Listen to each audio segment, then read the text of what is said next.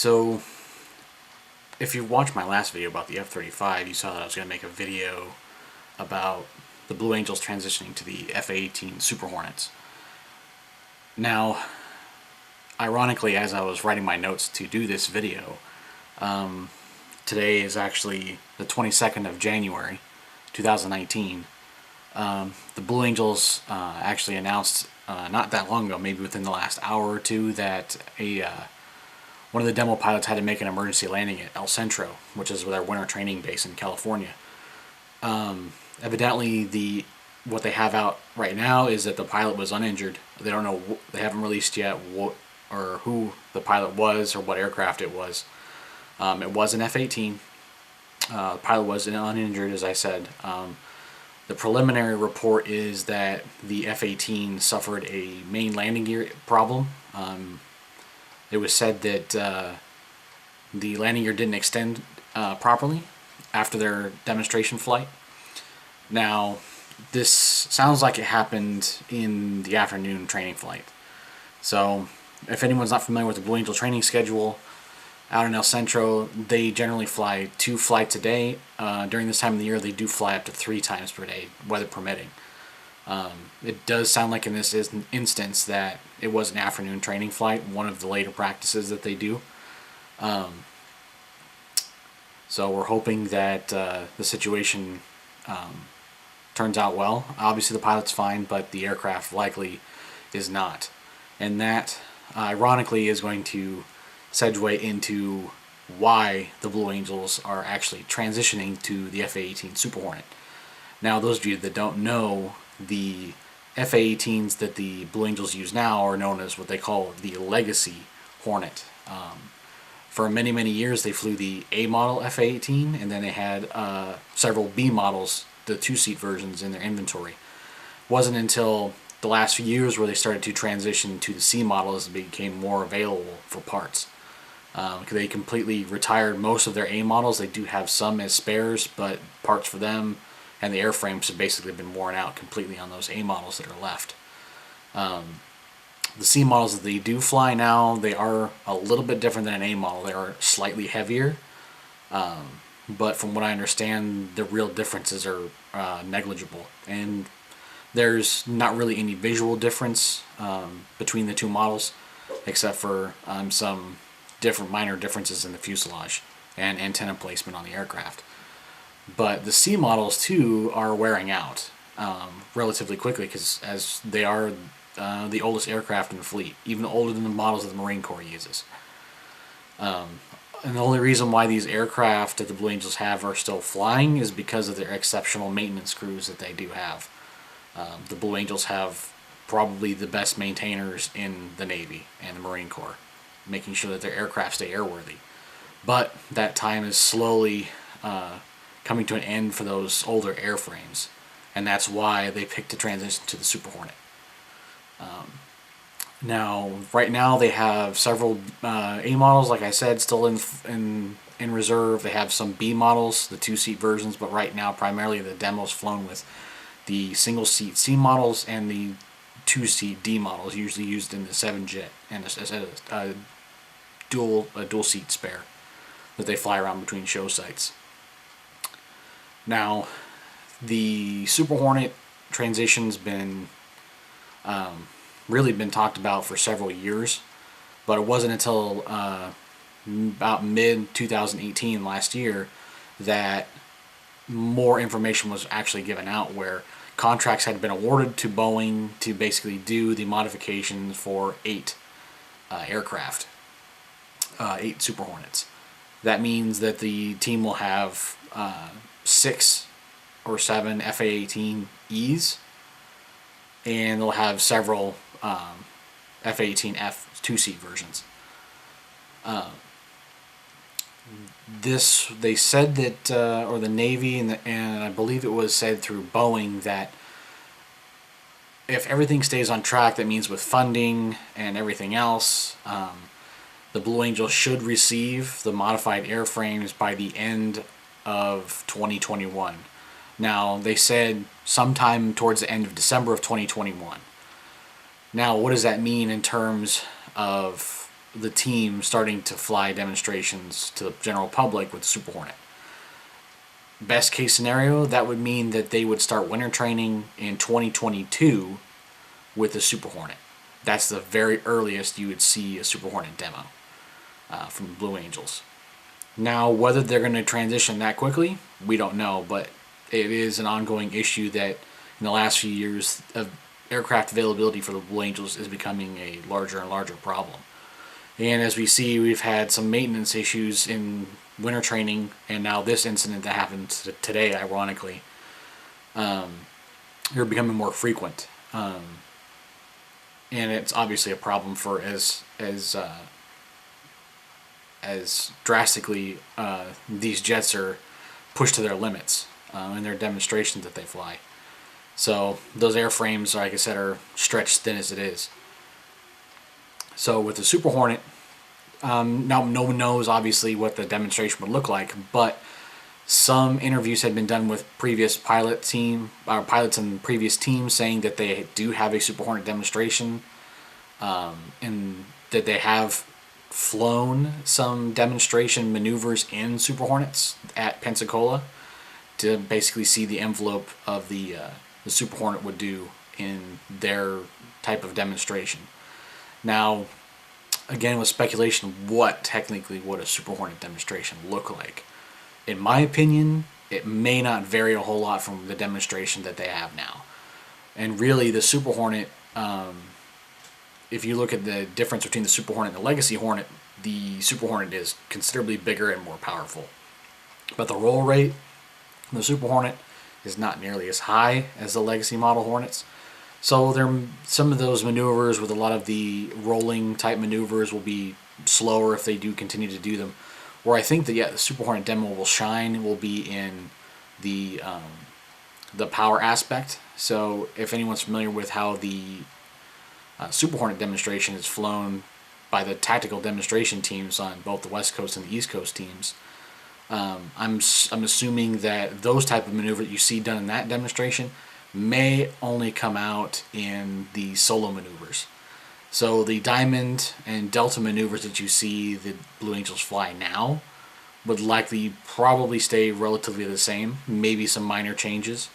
But where you'd see the major change, I'd imagine, is in probably the solo demonstrations, where it really would showcase what the Super Hornet can do. With all those, the real, I should say, the power maneuvers, like such as the square loop, maybe some type of pitch pull maneuvers, some pirouettes, things like that, where the Super Hornet really wows crowds in the tactical demonstrations. So I mean, we'll kind of see what develops from that, but at the very earliest, the Blue Angels would transition in 2022 to the Super Hornet. Now, like I said before, would it happen that quickly? Maybe. But it could be as far as 2023, maybe further than that. Once they have all the airframes, they might wait till their airframes are completely worn out with the C models that they have now. But like I said, that's somewhat speculation. It's just I'm trying to convey what a possible timeline would be given the information that's out already. As I'm looking at this, some information I have here. Yes, 2022 would be technically the earliest you would see a Super Hornet transition. Now, I did mention in my other video about something extra I was going to add in with the Blue Angels, talking about the transition to the Super Hornet. That involves Fat Albert, their C-130. Now, if anyone's kind of followed the transition the translation of what's gone on with Fat Albert in the last few years, they would know that you haven't seen a whole lot of its demonstrations in the years because it's been grounded. For a while there, it was going through a heavy maintenance cycle because it is an old airframe. That particular model, C-130, the C-130T that they use, I believe came to the team in the early 90s. And that aircraft, I believe from what I've heard, it's one of only a few of that particular model that are still in service. And I don't know if many of people are probably familiar with the tragedy that happened in Mississippi a few years ago, where a KC-130T squadron or aircraft crashed, killing all aboard. And Fat Albert is one of those aircraft and was part of that stand down of those particular aircraft models. Now they did find that it was a propeller issue, and propellers on Fat Albert were replaced, and the team was given the okay to basically bring Fat Albert back online, although severely limited. Fat Albert's only been allowed to fly small numbers of demos and not every show like it used to, simply because to prolong the aircraft's airframe and any other further stress fractures to the airframe that needs to be overhauled. So in the past 2 years, Fat Albert was down for almost that long. It maybe had only several months in those 2 years where it was actually airworthy to fly, which cut into the supply and logistics capability of the Blue Angels. I mean, on top of their already heavily strapped for man hours of maintenance and everything that they have to do with the older models that they have. But it was also that came out right around the same time the Super Hornet information that Fat Albert was going to be replaced. Now that brought to it, as there's several articles out there now where they go into how hard it was going to be to find a replacement for Fat Albert, because essentially the aircraft that we have in service now, the C-130J, is what the Marine Corps uses and the Air Force uses. And the Navy has some reserve squadrons of C-130Js. Now, the problem with the C-130J is that our allotment in our military right now does not allow for a spare to basically be transferred to the Blue Angels, either from the Air Force, the Navy, Marines, or even the Coast Guard. They found that they can't spare a single airframe, which understandably is under how busy they are in using them with transport services and relief efforts and everything out of country and in country. It's not really that surprising, but what they did announce is that they're going to acquire a C-130J from the UK. Now, it might seem odd, but at the same time, the UK has a surplus of C-130s. Now, C-130Js, I should say. Now, if you're familiar with the C-130J platform, there's essentially two versions. There is a short-bodied version that the Marine Corps uses, and a stretched version known as the Dash 30, which is the longer version that a lot of militaries use, including the Air Force. The Air Force uses primarily the stretched J model versions. They still use the C-130H or E models, but they're slowly phasing out those squadrons for Js. So the UK, the RAF in particular, has several surplus short-body J models before they're transitioning to also the stretched version C-130Js. So they have several of those J models essentially just sitting in storage and have agreed to not necessarily give them back, but obviously they allow the DoD to acquire either one or two. I'm assuming it's one at this particular moment. I don't have an exact number, but they're bringing at least one over. And the theory is that transition from Fat Albert from the KC-130T to the KC-130J may also coincide with that same time period as the Blue Angels transitioning to the Super Hornet.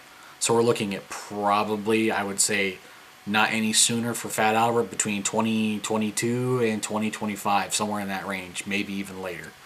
But you're looking before 2025, you're looking at basically a complete overhaul of the Blue Angels in their aircraft. So you'll have Super Hornets, both the single-seat and two-seat versions, sometime in the early 2020s, as well as a new Fat Albert by probably the mid-2020s, or that time frame.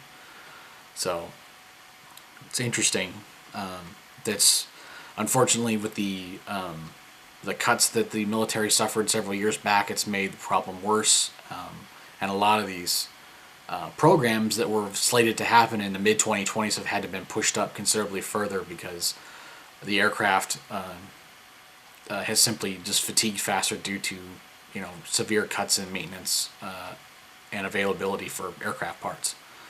In fact, it was so bad in the Marine Corps that a lot of their older F-18s that they have in the fleet are unflyable, and they've been forced to actually go to museum aircraft and bone yards and take those parts off and have to come back to the bases, refurbish those parts, and put them in the active duty F-18s, which obviously in itself leads to, safety issues.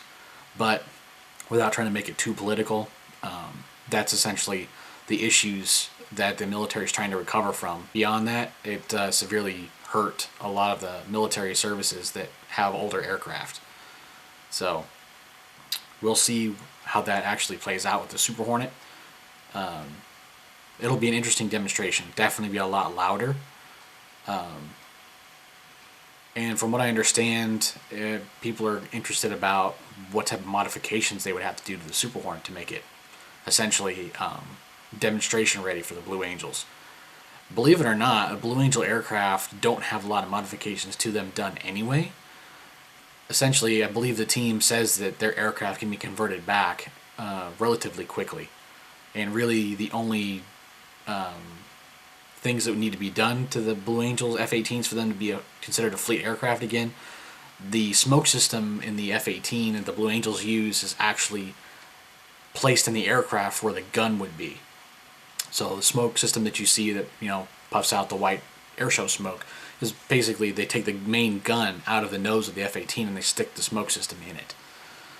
And that would basically be removed, the gun would be replaced, a few avionics changes would be done, the spring that they attach to the flight stick of the F-18 would be removed, and the aircraft would be repainted and sent to wherever it would need to be to fill its position.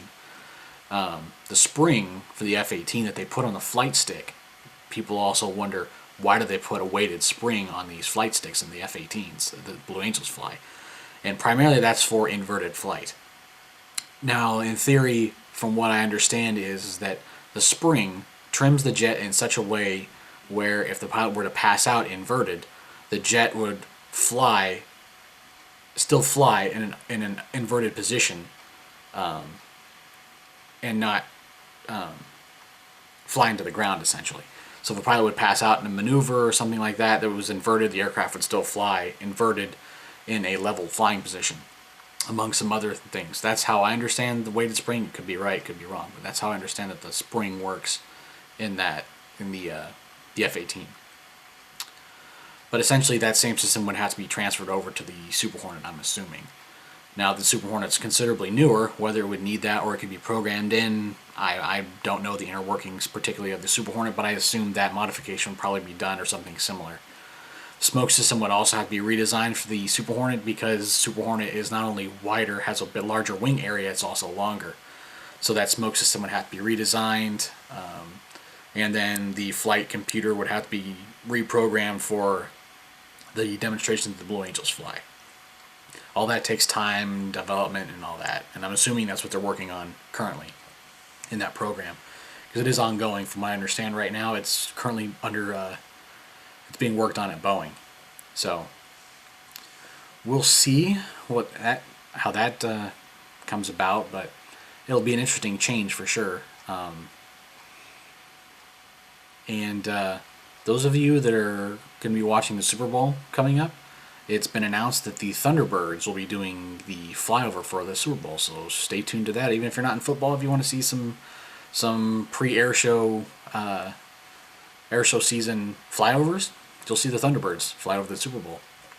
So I like to wish the Blue Angels luck in their transition, and hopefully the situation that's just recently happened out in El Centro plays itself out. And the preliminary thing, as I said, is that there were no injuries, and that it's under investigation, so we're hoping that everything pans out all right there at El Centro and with the Blue Angels. So with that, stay tuned for more videos. That's it for me.